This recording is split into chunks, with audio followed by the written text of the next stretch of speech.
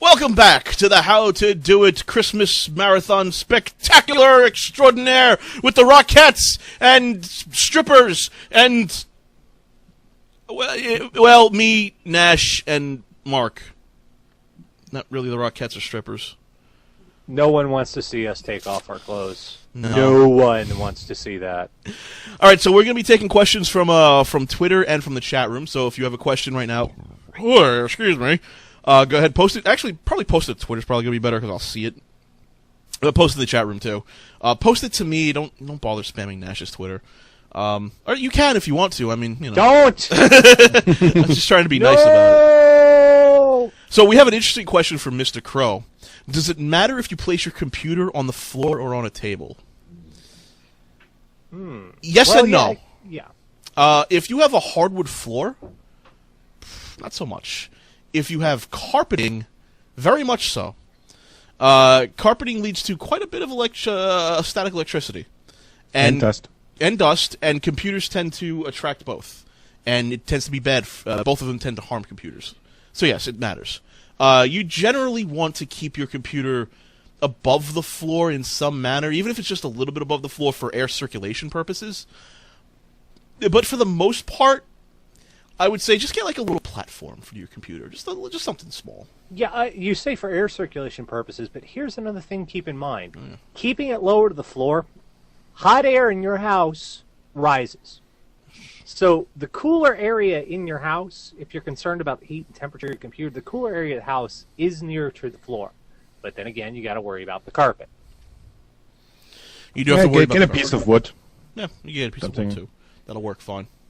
But also, if this is a problem, if you happen to have long hair, people with long hair shed. I shed. But our hairs, one hair can wrap up into a ball like that big if you have long hair. And one long hair can get into your computer and it can clog up fans and stuff like that.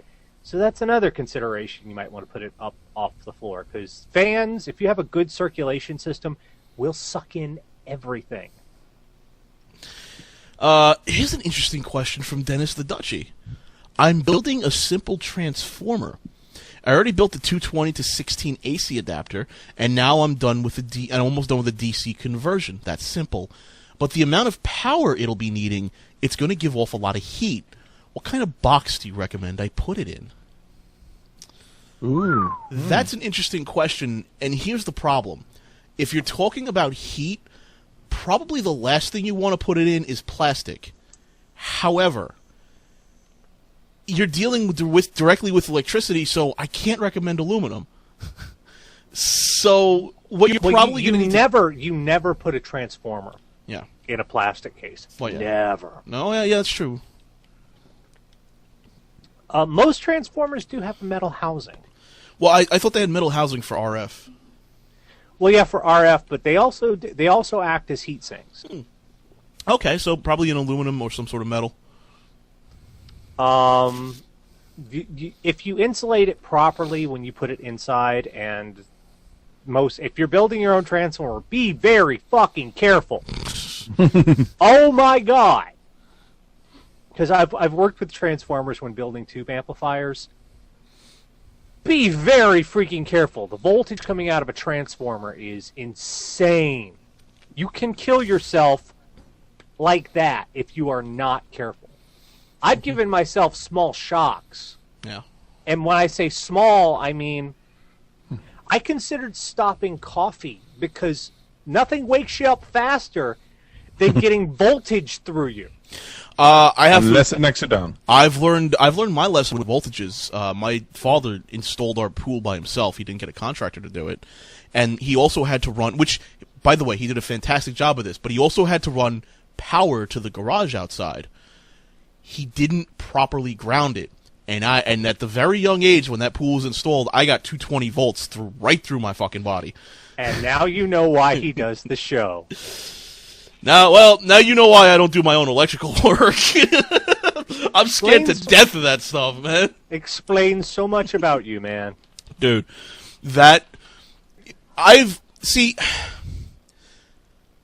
been thrown back before. Things have happened, I've been when I was in football, I got hit by a car. I got thrown back while I was crossing the street. Bad, I didn't get injured badly. It was just a whole body sort of pain thing, and I got over it. I got thrown back from the 220 volts, and part of it was me jumping back. The other part of it was me just, I don't know. I don't know if it was the pure power or what, but I got thrown across the yard. I don't know if it was me jumping back and just having this violent reaction towards getting 220 volts jolted through me or what. But it was bad. No, it's your muscle spasm. My muscles probably did spasm because I went flying across the yard when that happened. Just be very, very careful when working with a transformer if you're building your own. And it's not actually all that hard to build a transformer. You're just wanting... a transformer is essentially a big ball of wire coiled up. Godzilla has an interesting question. Can I run a headless laptop, and do you have any advice for doing it? Yes, you can run a headless laptop. Headless laptop, of course, being one without a monitor. You can run it. In fact, but what you're going to need to do is you're going to need to have some sort of monitor to see what the hell the computer's doing so you can set it up. And then after that, you can just have a VNC connection. You can have, remote desktop. It could even be as simple as like a Linux computer with an SSH connection. Although saying that's simple is kind of false. But needless to say, yes, you can run a laptop without a monitor. In fact, if your laptop monitor is broken, one of the cool things people like to do with them is to install it is to make it a standalone server for something small, or like their own personal web server or MUD server or anything like that. And the nice thing about using a laptop for that purpose is it has its own battery backup. Yeah. So if you lose power, your server still stays online. Oh, yeah. Now your internet connection might go out, but that's a different story. Captain Lagbeard in the chat room asks, I have a small question. Is there any potential downside of having my computer's side open, since keeping it closed seems to fuck up the air circulation on the inside? Yes. Yes. It depends Keep it closed. on it. Yeah. Well, okay. Some cases are actually designed Poorly. to be run open. Well, some cases are also designed poorly. Well, okay, yes. But yeah, some cases are designed to be run open, but it's a very rare case when that happens. I'm assuming this one is not designed to be run open. Right. Now, the reason you don't want to do it is twofold. On one hand, the case does sort of tend to keep things out. So if you have a mouse in the house you don't know about, it could be in the walls or maybe bugs or a snake. And this is also why you keep those little plates in the back when you take out when you take out an expansion card and you have an empty port back there. You put a little plate in there because I've seen many stuff in pictures. there. Yeah. I've seen many pictures of dead mice and all this sort of stuff that got in the computer and they touch something and boom. Yeah.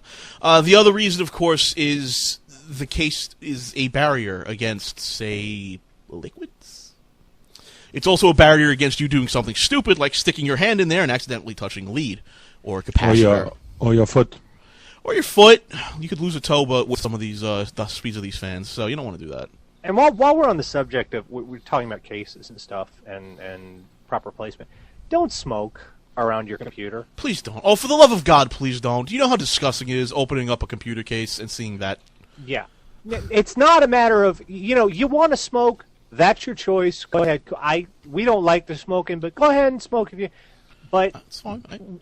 what you're exhaling gets sucked into the fans and into the computer, and it will leave this sticky, orangey brown residue on everything. And it can kill your computer. It acts as an insulator. Yeah. And guess what insulators do? They trap heat in. And guess what's the one thing you don't want to do with a computer? Trap heat in it. They also clog up fans, which can kill your CPU fan, your graphics card fan, your power supply fan. It can kill a computer. Yeah, I mean, if you really feel the need to smoke, and by the way, smoking is an addiction, and it's part choice too, and I don't care if you smoke or not. I really don't. I've lived around smokers my entire life. I'm used to it. Do your hardware a favor. Be kind. Go smoke outside. Because it will end up costing you more than just health cost. You could lose your computer, you could lose your data. It's not good. Oh, yeah. Now, in terms of just keeping it open, I'm more prone to figuring out the air circulation and adding and removing fans than I am to keeping the side open. The only time I ever really keep the side open is when I'm testing computers, and sometimes there's something wrong with it, and I have to go down in there and I've got to take out something or put something in. That's really the only time I'll ever leave them open. What I'd really recommend is, you're gonna have to take that fake smoke.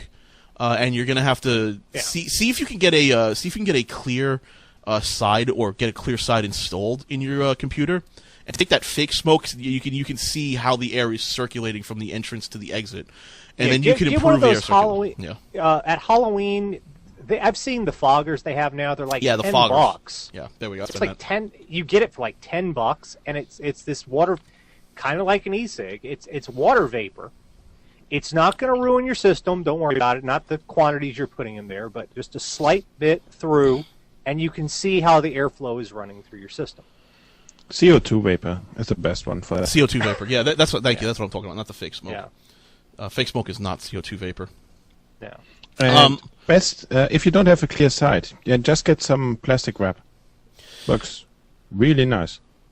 Let's go with one from SonicGav, who tweeted me. I'm looking to get a camcorder for MagFest, then hopefully as a stationary camera when I get home. Are there any reliable manufacturers to go for when thinking budget, or is it even worth looking at a 100-pound camera? Hey, Gav, I have a really interesting idea for you here. What camera do you think I used for Until We Win? It was a reliable stationary camera, but was also portable. It was a Panasonic camera. Served me very, very well. And guess what? Didn't cost me £100. Cost me Whoa, that was a burp. That came. Hi, Seltzer. That came up rather abruptly. It was like, I have to come out now. It was a Panasonic camera. Cost me $65 US. If you're gonna spend £100, you could probably get an HD camera. Unless Nash or Mark, if you guys have a recommendation. I would not recommend a hard drive based camera, because if you drop it, you're fucked. Get a flash based camera, flash memory, or get a DV based one. But that's more the pro end. The best ones got SD cards. Yeah, SD cards. Yeah, you can switch them easy. Even the pro end these days, DV is digital videotape is kind of dead. You can still use it, but it's a pain in the butt to work with. Okay, so he says in the chat room, the reason I say £100 is because I want a genuine camcorder, and all the cheap ones are those micro SD mini cams. You're not going to get one for £100, Gav. I'm sorry. No. Best way to determine quality of a camcorder: size of the lens. The bigger the lens, the better the thing is. The bigger the lens, better the thing is. Look up reviews of the camcorders too. Camcorder. There is a site that I used when I was shopping for my camcorder. I'm going to give you the link if I can find it. I think it's camcorderinfo.com. Let me check. One of the things I will recommend is when looking up for reviews of camcorders, especially for MagFest, you're going to be working indoors. You're going to be working in low-light situations. See how the camcorder works in low light. Because a lot of these camcorders are going to have really, really shit low-light low-light production. Okay, yes. This camcorderinfo.com. This is what I used when I shopped for my camcorder that I used for what the fuck is wrong with you? The best thing to do, and here's a really good way of doing it. If you're looking for a good camera, look for one that's maybe 2 years old. Go back 2 years. They do like a yearly list of the best ones. Go back 2 years. See if you can find the best one. Look at the ones near the top of the list. Then go to eBay. Yeah. And a used camcorder, if it still works, it still works. My camcorder I got mine used, brand new. It was about a $1,200 camcorder. I got it used for $400. Yeah. Now that might be above your price range, but it gives you an idea. Yeah, that's a third the price. And if anybody watches my videos, pretty good. I've got pretty good. I've got really good quality on mine. Mine's a Canon. Canon does good. Canon does excellent. Whatever you do, avoid Sony camcorders. I hate Sony's camcorders. They suck. Now, this is not just issues we have with the company itself, but it's because Sony, unlike every other camcorder manufacturer, insists on using a proprietary memory format. Yeah. Is it called Memory Stick 2? No. Well, the new ones are actually using the Vita, and I forgot I don't know what they're calling that yet. Yeah. But get this: the price for 4 gigabytes on a Vita memory stick 3 or whatever the hell they're calling it, $24.99 for 4 gigabytes. And this That's is why. rip-off. This is why you avoid Sony's memory cards. Yeah. Because every other one uses a standard SD or micro SD flash memory. It's a standard across the industry. Cell phones use it, camcorders use it, everything uses it. It's interchangeable. Computers come with the slot for it built in, It's dirt cheap. and it's cheap. Sony insists on using that proprietary one. It's not worth it. It doesn't add any value. And you know Don't what? do it. And you know what? The worst part about Sony's memory cards, they're SD but with the pins swapped. So you can buy. So if you have a Sony memory card, you can actually get an SD adapter for it that re-swaps the pins. Because, yeah, it's the exact same thing with just a different pin out. It's just their way of getting extra money from you. Yeah. And now also, the reason I don't recommend a hard drive based camera, and I do recommend DV or Flash, is because for Flash and DV, you can actually hook that up and use that as a webcam or a video input device. Yeah. On your machine. Well, Hard drive not cameras, all models. Not all models. Some you can. some it you depends can, the but model. for the majority of them you can. For the majority, yeah. You know. So for the most part you can. You again you'll have to look it up, but excuse me, most of them can. And in the worst case scenario, you can always get a capture card with the HD and just do that. Well, here's another problem with the hard drive ones. Hope just ran into this one. Hope has a hard drive based camcorder, but she lost her power supply for it. You need that power And- supply because it has to power the hard drive. Right. Any information on that camcorder, she can't get it off. Not until she gets a new power adapter for it. You need the power. Yeah, that's another problem with the hard drive based one. You need the power adapter in order. USB is not going to power it. FireWire is not going to power it. That's the best with SD cards. You can record while the other card is transferring. If you Yeah. have to. Yeah, with the hard drive ones, if that hard drive in the camcorder dies, your camcorder is dead. Someone You in the have no camcorder. I do want to clarify. Someone in the chat room said Sony's approach to memory cards is Apple's strategy. No, it's Sony's strategy. Sony's been doing this way longer than Apple's been doing that. It's Sony's strategy, believe me. They've been trying that with the mini disc format, with everything, man. It is a Sony strategy because they want to make it a Sony world. Yeah, avoid Sony just because that lock-in practices. If the memory card did something different or special or added a value to what you were doing, I could see recommending it for that purpose. But it doesn't. It adds nothing. It's the exact same thing as a flash memory, just done a little differently. It probably even uses the same components internally. Sable writes a question on Twitter. Okey-dokey. And I think we should answer this one. Video card issues months ago. I took it out and turned out the blade of the fan got stuck and had to remove it. Question is, will this affect performance? Oh, yes. Yeah. Go get another cooler for that video card. Now. Yeah, you can get them. Newegg has them. Tiger Direct has them. Tons of places have them. Do not run either a graphics card or a CPU without some direct heatsink cooler. Do not do it. You will destroy it. Now, did you remove the whole fan or just a blade of the fan? Just one Even blade. if you move just the blade. If it you won't remove- spin as fast. I took the single blade out of the fan. Get a new cooler for it. It'll run, it'll function, but you're treading really thin ground there. You're screwing up the performance of the fan. You've also unbalanced the fan, by the way, by doing that. Yeah. So it may give you some sort of lifespan, but it's not going to be very long. You're probably going to have to get another cooler for that video card, or just get another video card. Airflow might seem like a simple thing. It might just seem as simple as you're blowing air. It's not. It's actually they do math to figure this stuff out. Yeah. All right, let's see. Any other questions from the chat room, guys? Can you recommend something cool I could do with my Linux laptop for fun? I like to get into tinkering with the OS. Tinkering with the OS, eh? For now, define for fun. Do you want like a project? Or do you want to learn? You want a project? Or you want to learn about how your hardware actually works? Oh, Deezen says it right. Compile a kernel. That's usually compile a kernel.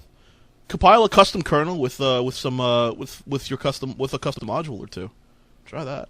Yeah, if you had a desktop, I could say maybe try making your own Linux router, but laptops can't do that. Go with a kernel, and I would say, if you really want to learn about the hardware of a machine, tinkering with the inside of Linux is actually probably a good way to do that. Because pretty much everything is a file, so you can write directly to devices. Well, not really modern on Linux, but you could write directly to devices by basically piping out your console to the device. So you can try that, but I'd say really look into the device first before you do that, I guess. I will note some of the fun things you can do with Linux. Linux was able to make use of the Kinect, the Microsoft They were able to play with the Kinect before people on Windows could. Yeah. And they were doing neat Linux-based stuff. Just hook the USB into the computer, and they were using the Kinect camera and motion sensor way before the SDK was released for Windows to do that. So, Super Strider writes, you should talk about the Windows 7 Antivirus 2012 malware. My mom's laptop got infected with it 2 days ago. I spent all day yesterday removing it. I figure that the rest of the viewers should be warned about it. Well, actually, that's kind of an old malware. Yeah, sad to say. Okay, here's what happens. You're browsing the web. You're going to various different sites, and you end up on a site, and suddenly a window pops up and says, "Oh no! Oh God, no! You has virus! You must run virus scanner right now! Please click OK!" And you click OK. And what you're doing is you're not actually... Most people who are not savvy with computers think that their actual virus scanner on their computer has told them, you have a virus, scan now. But it's not. It's actually the web page doing it. Yeah. And by clicking OK, you have authorized the download of the virus. Getting that thing off of there is a bear. There are step-by-step removal processes for it. You can get it off, but it is a bear. It circumvents your own virus scanner and your own malware scanner because, as far as they're concerned, you allowed it, so it must be okay. Yeah.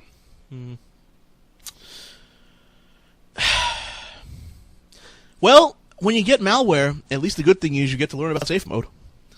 Yes. And you get to learn about installing Windows. Reinstalling Windows. Yeah.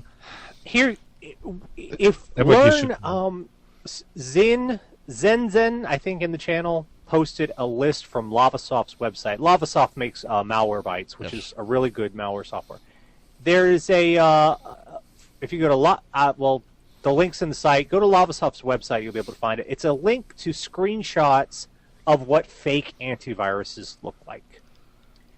But pretty much, here's a surefire way to avoid this if you don't know a bunch about computers.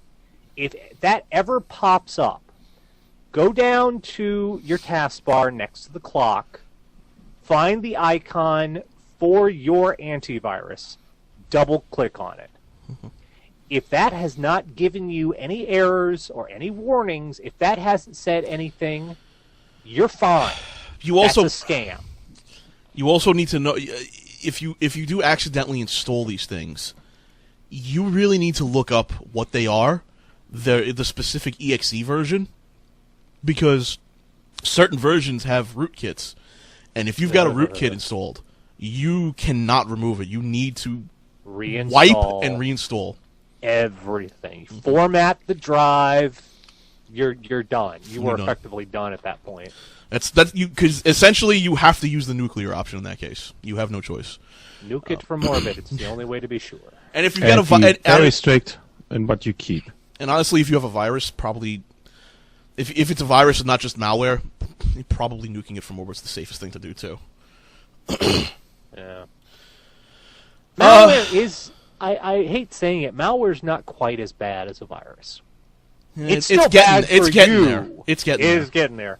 It's still bad for you, and it's going to make it impossible to do certain things like go to different. I hate the ones that put porn on your system. It's annoying. Oh, by the way, I'd like to apologize to everyone. I found out yesterday my cousin decided to use my computer while he was over here. He decided to go to RedTube, and guess what? RedTube has pop-ups, and I don't block ads. So I'd like to apologize to anybody who may have seen anything on the alternate from the pop-up. Did you beat him for that? Yeah, we spoke. Well, I was just looking at booby. Really? You go? Who does that? Who goes to someone else's house and looks at porn on their computer? All right, we got some other questions from the chat. Oh, by the way, before we go into other questions, I'd like to wish Kaiser Neko a congratulations. He's now officially engaged with his boyfriend. Woo! Yay, Kaiser Neko. When's the next episode of Team 4-Star coming out, you bastard? No, I'm kidding. Let's see. Bluefire writes. He's tweeted this one. He's trying to get asked in the chat room too. So let's give him some help.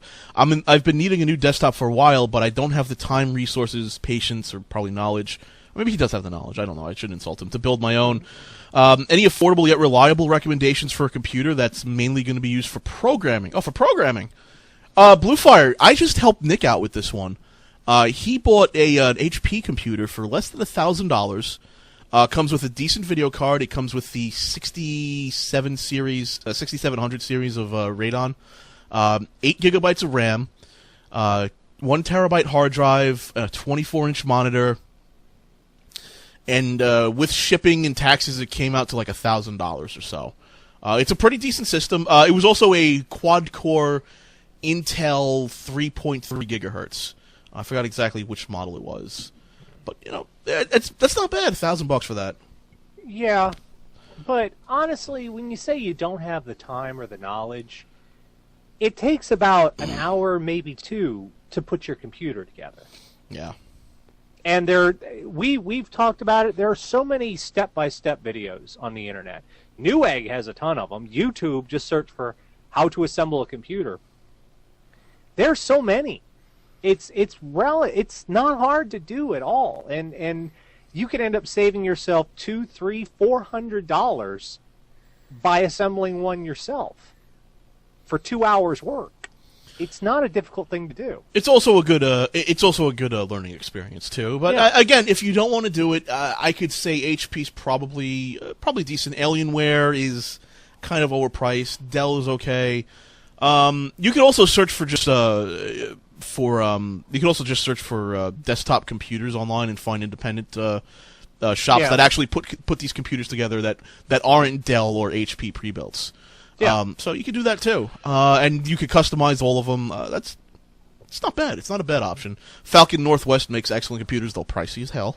I'm warning you of that right now. And if you're scared of assembling a computer, just get an old one. You don't need. See if it runs. Take it apart. Take it back together. Put it back together. You can learn so much just by disassembling an old one that if you don't care if you break it. Ooh, Dennis the Dutchie has a hard one. My dad wants a PC that runs Windows 4. Windows 4. Thinking you mean NT3? Yeah. NT4. NT4 maybe, yeah. Or earlier, but not in a virtual machine. Is it possible to set up dual boot with Windows 4 with the current generation of computers? No. I wouldn't think so. It is not possible. The extensions that have currently been added, all of the different extensions that have been added to all the processors, the basics are fundamentally the same with processors on x86, but considering the memory mapping that has to take place, I would not try it. It may run, but you won't find any drivers. Yeah, you don't get drivers for anything. Drivers. That's the biggest problem. Is the drivers. You're going to have to do a virtual machine. There really is no other way to do it. You go to eBay and get a 386. Oh, yeah. You do that, too. A Pentium? Or maybe a Pentium, you know? NT4, that was... Because 2000 was NT5, right? Mm-hmm. And NT4 is 90... NT4 is 93, I think. Because I thought Windows 7 was actually NT6. I think NT4 was No, NT in Windows together 7 with is Windows like 95. NT4 was 95. Okay. No, and Windows 7 isn't NT5. It's NT. I want to say 8 or 9. It's pretty high up there. I mean, we're talking about kernel versions, so who gives a shit? Oh, okay. Yeah, that's right. Windows 7 is 7, but it has version 6.1 for Oh, compatibility. okay, it is 6.1 for compatibility. Okay. There we go. That's because some systems would see it as some software would look and see Windows 7, and if it was version 7, they would go, "Oh no, we can't run this! Oh my God!" Yeah. Yeah, it's NT 6.1 on the kernel. Yeah, in fact, Supernova's got this one right. NT4 is not going to play nice with DDR RAM. Yeah. Yeah, you're gonna if you want hardware, you're gonna have to go eBay it and get some legacy hardware. Yeah. Sadly. All right, let's look up. Looking some more questions here. On startup, this is from Xavier. My computer seems to be really slow at random times. It'll take 4 to 5 minutes to open Chrome or Firefox, MSN, or Yahoo. It takes about 2 to 3 minutes on top of that. My virus scan says I'm clean, and someone told me it was my RAM. Do you have any ideas what it could be? When they say it was your RAM, how much RAM do you have? Let me And ask you. what hard disk you have? What type of hard disk do you have? How much RAM do you have? And you've run antivirus, but have you run anti-spyware like Malwarebytes, Spybot Search and Destroy, that type of stuff? And also, how many programs are running when you start up your computer? How Yeah. many little icons are popping up down there? Yeah, how much is actually loading when you're starting your computer? I would actually say go to Start and then go to the Start menu or the big Windows icon if you're running Windows 7 and type in msconfig. And let me do this right now. And I'm gonna make Nash go away and show my desktop in a second. No. It's msconfig, and that's not msconfig. The hell did I type in? msconfig. Start. Don't search for There it. we go. Windows and R. Whatever. Gives a shit. And you'll have to go to Startup, and you can see what's actually running on Startup. And as you know, I have a ton of stuff that's set to launch on Startup, which sucks, and I shouldn't have QuickTime or Apple Push or all that shit starting.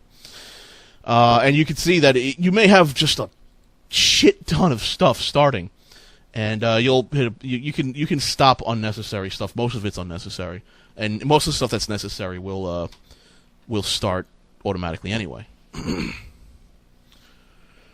Oh yeah, you can right-click icons and run as admin. That will help too.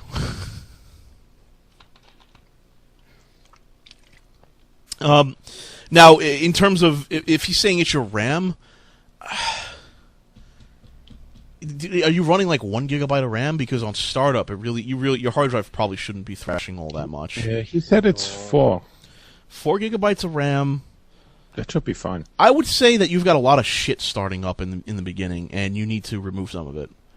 I think it could just be a lot, because I know even with my own computer, I've had it for a couple of years now, it's clean, but I've got things like Akamai's Net Session, Java, iTunes, Apple Push, Google Talk, and all this stuff just adds up and adds up. Useful stuff, sure, but it just keeps adding up and adding up, and you have all of these different launchers and loaders that try to preload stuff into memory so the program loads faster and seems more responsive.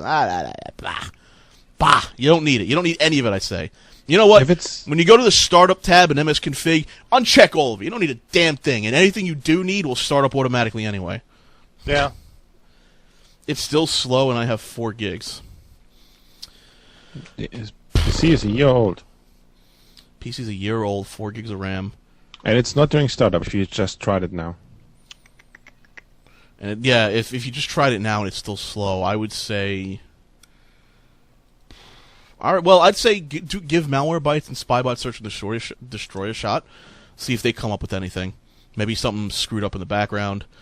I would also go Control-Shift and Escape and bring up Task Manager. See what's running in the background. Is anything abnormally taking up processor power? You'll see when you bring up Control-Shift Escape, you'll see Task Manager, and you'll see you see a section here called CPU. That's a percentage of the CPU being used. Right now, Google Talk Plugin's taking around 25% or a full core on my quad-core system.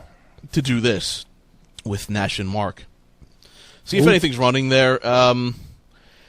If Malwarebytes and Spybot come up negative, or you run the cleaner, you restart, and it's still slow. Also, go to performance and go to performance, check too. resources and check your hard disk. Yeah. If anything is killing your hard disk right now. See if anything's like thrashing your hard drive, right into the hard drive a lot. Boy, you know, if you're also connected to the internet permanently, no, not just because Mini Lily brings up an interesting point here. She had badly installed network drivers and had to reinstall them and then update them. Yeah, it could be a driver issue as well. I mean, now we're sort of just whittling down here as to, you know, we've gone from sort of specific solutions to all generic of the ones. things. Yeah. Yeah. Slow Windows is kind of... Yeah. Hard to diagnose. It's hard to diagnose because it's a step-by-step process is what it is. Slow. Yeah. General slow. I mean, it's like a car engine. If your car engine is not performing at its peak, chances are it needs to be cleaned out somewhere. If your computer's not performing at its peak, chances are it needs to be cleaned out somewhere. If your colon's not performing at its peak, you need an enema. My car needed an enema. Did. Also, you can reinstall Windows. That's easy step, and usually it's fast then.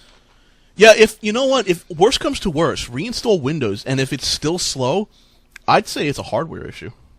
If you bought this PC as a whole package, maybe there's some stupid stuff installed from the hardware manufacturer. And yes, Fix the Windows, kill it. This is why I don't like buying from someone like Dell or HP when you're getting a computer, they because load it with crap. they put all this crap on there that you're never going to use, or if you are, you're going to want the newest version, not the one that comes pre-installed. And it slows your system down. It takes up your hard drive space. Uninstalling it is next to impossible.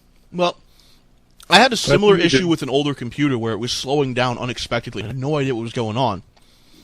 It turned out that the hard drive I bought to back everything up on, which never gets any use just for backups, was actually failing. And I removed that hard drive. Everything worked perfectly again. Nothing ever got written to it except for those backups once a month.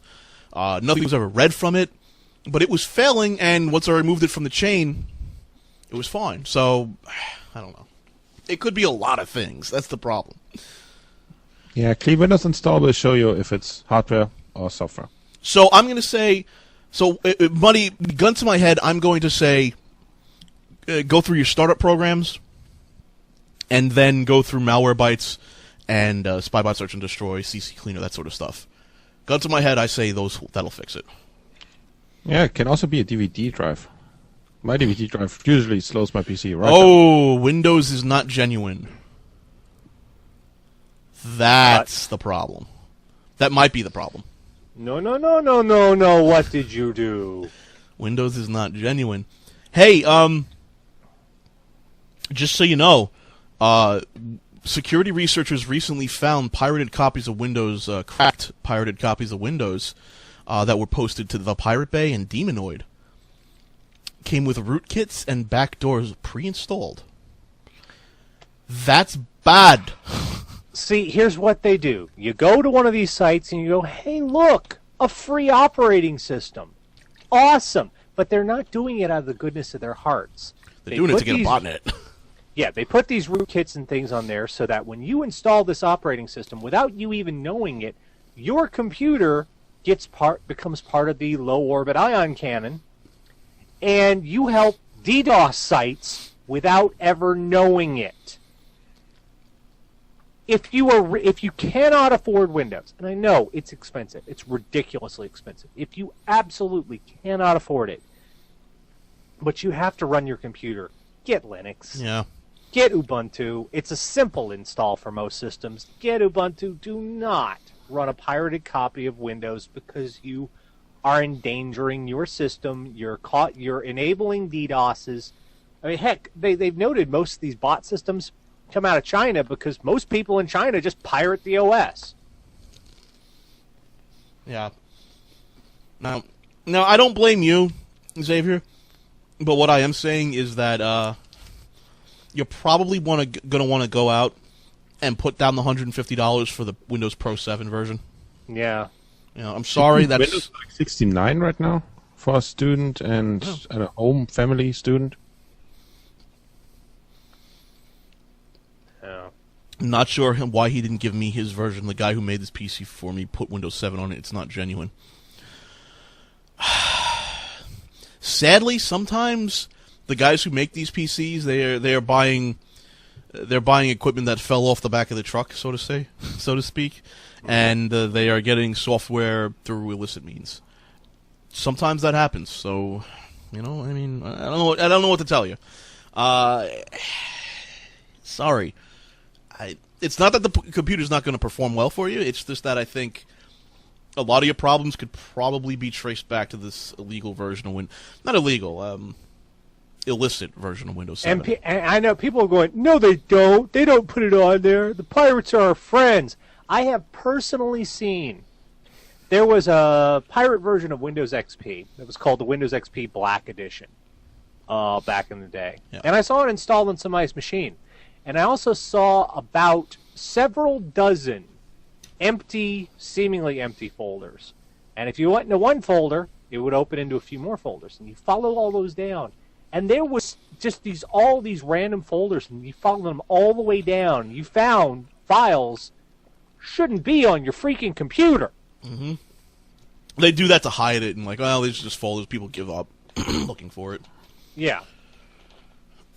When Silver writes, when I worked as a repair tech, I actually quit because of ethical issues, due to the owner making me willingly install Windows XP illegally on computers, even if they didn't have a key. Yeah, well, see, that's the thing. I mean, there are scumbags out there. I mean, I don't know what to tell you. Yeah. I don't mean to call your friend a scumbag, but maybe he didn't have the money for it, and he couldn't get Windows 7 on there. And in order to cut costs, he cut corners. I don't know what to tell you.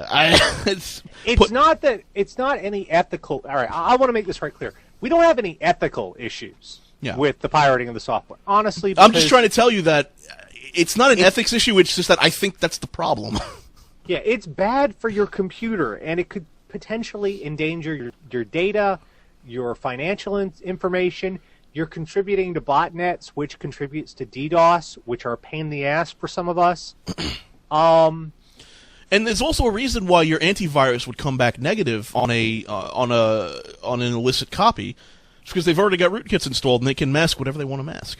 Yeah, rootkits are way beyond a virus. Rootkits go down at the kernel level. They can control just about anything your computer does. They could also install hypervisors, Yeah. So. Yeah, the antivirus, it asks Windows to open a file. And if Windows is lying to it, it has no chance. It literally has no chance. Post number 190 on the Q&A number 4 forum. His family's coming over right now, and he wants to know if we can help him quickly. Post number 190, where are you? All right, let's see if we can do this. Page 4! Quick, page 4! Hurry Before he leaves! 183? What? Monitor flicker. Dear LK Nash and Melauku. Sorry if I misspelled that. Did. This is probably an easy question, but still would like to know. I have a problem with my monitor, which is used more for my 360, and, as the title mentioned, flickers on and off repeatedly. It's been getting worse slowly, and during the whole time it flickers, the power light doesn't change in the slightest. It's an NEC Multisync LCD monitor, LCD 2070NX. From what little have I know of monitors, I'm worried it might be an inverter problem. From what I read about it online, I'm wondering if it's correctable, should I just get a new one? Easy solution for you, Talon. Get a new one. Yeah, most monitors, you can't fix them. They're built that way. Sadly. I mean, you could... Alright, look, you could. Problem being, I don't know how to do it, so I can't tell you how to fix the inverter. I don't know if it's the inverter. I don't know if it's... if it's a backlight. If it's the backlight going out. And I don't even know how to diagnose it. I've never properly maintained monitors besides, well, it doesn't work anymore, get a new one. Laptops, you can. Laptops, they actually have a disconnectable part that is the inverter, and it's very simple on a laptop. Yeah. But on desktop monitors, they're not made. My brand new monitor, I can't find any screw holes on it anywhere. You can't open this thing up at all. That's just how they're made these days. It's also a safety feature, too, because some people Yeah. try to open these monitors up. I can fix this, jab a capacitor, and die. So, Yeah. you don't want to do that. Not on the LED ones. Well, the Yeah, LEDs yeah. don't have capacity. That's true. I was thinking more old school monitors. Plus, Yeah. I think a lot of these companies look for style over functionality, and they're like, no screw holes anywhere. And you're like, well, how'd this fix? No fix. It sucks. Oh Fix man. it, buy a new one from us. Why don't we take another question from Twitter, because I got a lot of those. Okie dokie. Let's see here. Cy Debbie. Hi, Cy Debbie. I haven't heard from her in a while. Or him in a while, I should say. Travis is not her. I had to jury rig a sound setup for a set of speakers and broken headset mic. I'm having issues with the sound dipping. Any ideas? How did you jury rig it? Yeah. I don't know what the jury rigging is like here. Jury rigging can cover so much stuff. Yeah, so a set of speakers and a broken headset's microphone. Oh, GRD, Cy Debbie. Oh, I have been seeing you. Hi, Cy Debbie. Okay, how did you jury rig it? Tell us. Yeah, I need you to tell us how you jury rigged at this one, because it sounds like to me you've basically took the microphone from the headset and you're using the speakers. If that makes any sense. But you have a sound dipping problem. What does he mean by dipping? Do I get quiet? It drops in and Fluctuates. out. Yeah. Yeah. It could be That sounds could- a bit like... Actually, That's- what it could be is it sounds like it's a connector issue. Your speakers might be 2-prong, and the headset might have been 3-prong. Yes, Google Hangouts, I'm still here. Thank you. Are you still there? Are you still there? I'm going to rape you, Nash. Really? No. Really? That's where you're going. That's where you go with it. That's what I always thought when I heard the turrets in Portal. I was like, wow, that's creepy. Those turrets are creepy. They are. Are you kidding me? Oh, they're adorable and deadly. Hmm. Yes, I'm still here. Why won't you let me click yes? Perhaps jury rigged was the wrong way to put it, but I have the speakers hooked up to the back port of my speaker. What? You mean What? You mean your computer? And my headset is set to a Turtle Beach where the speakers died. So I got the headset for voice and the speakers for audio. All right, you need to re-explain that because that was confusing as hell. Blah, blah, blah, blah. I'm lost. So he's using normal speakers and a headset without using the headset okay, so you speakers. use the speakers normally. It's in the back of the computer, so that's 2-prong to 2-prong. That's no big deal. Okay, and then you're yeah. using the microphone of the headset. So you have the speakers on, but you got the microphone, but you have your headset on, so you can use the microphone. Okay, Is your microphone USB or is it a see. plug? And what is dipping? The microphone volume or the speaker volume? Speakers keep randomly dipping. It's a USB microphone, but the speakers are hooked up to the green port in the back. Ooh. This might be. Ooh, you know what it could be? It could be. It could be volume auto correction in Windows. Where you're talking loudly into the microphone and then it drops it. It could be that. Yeah. But Could be echo canceling. it could be echo cancellation as well. The easiest way to solve this, GRD, get a new headset.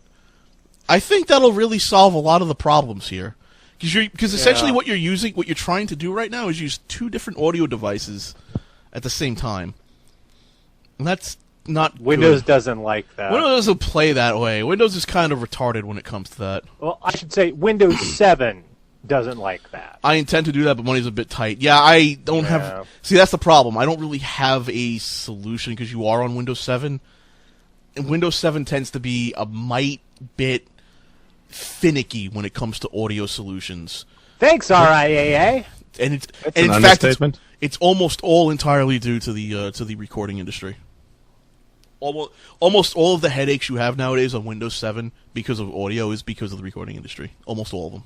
Thanks for ruining my computer. It has nothing technical. It's all because the RIA is a bunch of pricks. The Turtle Beach headset does make a decent stand-up mic. Well, there you go. There you go. Makes a decent stand-up mic. Yeah, the only real solution I have for you is when money's not as tight, get a new headset. Sorry. There's nothing you could do, you know? That's just how it is. Alrighty, let's move on to, oh my god, a tweeting rock. Okay. Nice. Tuesday Tech Talk question. You said things about custom drivers, hacked drivers. What's the safest way to get such a DLL and be sure it isn't virused?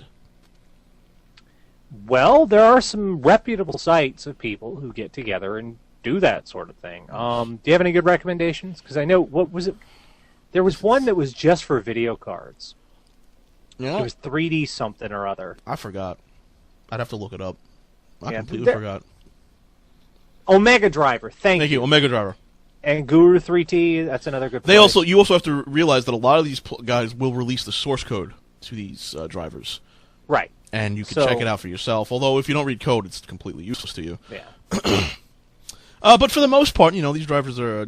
I've found that these drivers tend to be relatively safe. For the most part, I don't use them anymore nowadays just because I don't really see a need for them. Because back in the day, I needed hacked drivers because my graphics card, which was a GeForce 4 Ti, could support the features of the next DirectX, but NVIDIA chose to not support them. But I didn't want to get a new graphics card, so I got the drivers, which just enabled support for them. I had to do the same thing with my sound card. I actually found it via Creative's own forums, and this was a fun, just a fun little anecdote I want to tell you about, just so you understand how these companies work. And you were talking about NVIDIA shut-off features. It turns out the drivers for the Audigy and the Audigy 2, from between Windows XP and Windows 7, they cut off things like Dolby encoding and other sorts of functions. They said, well, these don't work anymore. These won't work under Windows 7. Well, one guy called Daniel K. looked at the drivers. He called bullshit on that. Yeah, he said, yes, they will. You just change this number here and they work. Yeah, so he said... Did they DMCA him for that? Oh, God, yes. They lost their minds. Because he basically just said, you're lying. You're saying the hardware can't support this. The hardware totally can. You just turned it off. I'm going to turn it back on and let people have it. Creative lost their minds. They DMCA'd this guy. They made this huge PR stink. They lied. They said, you're violating the DMCA, but we have the right to turn on and off features that are actually already built into the card. The whole thing was they wanted to force people to buy the X-Fi. They wanted people to buy a new sound card because sound cards are one of those things. It's not like a graphics card. You get a sound card, and if it works, you can keep that thing for years. Of course, the EFF also supported Daniel K. and Creative went on to lose that court case. Oh, yes. And Creative basically just had to say, fine. Fine. See if we care. And actually, if you have any problems with any Creative sound cards, search for Daniel K's drivers. And that fixes a lot of problems on Windows 7 with sound cards. Alrighty, Me123 has a question for us. Can you recommend an MP3 player for Christmas? I want to buy one that plays WAV and FLAC formats. Ooh, FLAC is kind of hard. FLAC's hard to do. For what is it? A sound card or a recorder? MP3 player. MP3 player. MP3 player. Well, actually, you know what? Arcos makes cheap Android devices, and you can't get the marketplace out of the box. You have to download. Now, Arcos will never admit to doing this, but they supply a hacked APK of the marketplace that you can get onto their devices. They'll never admit to doing it, but everyone knows it's them. So, you can actually get WAV and FLAC support on these devices. Or sideload. You can sideload it too as well. And they're actually really well priced. Full color screen, a lot of them support SD cards. The really small ones don't. But the larger ones, the 4+ inches ones, generally do. Just so people, we use a term like sideload. People might not know what that means. Sideload means instead of going to the Android market, you just get the install file itself, like either directly from the manufacturer. You just get the APK and you just put Right. it on the device. You put it on the device, you tell the device, hey, install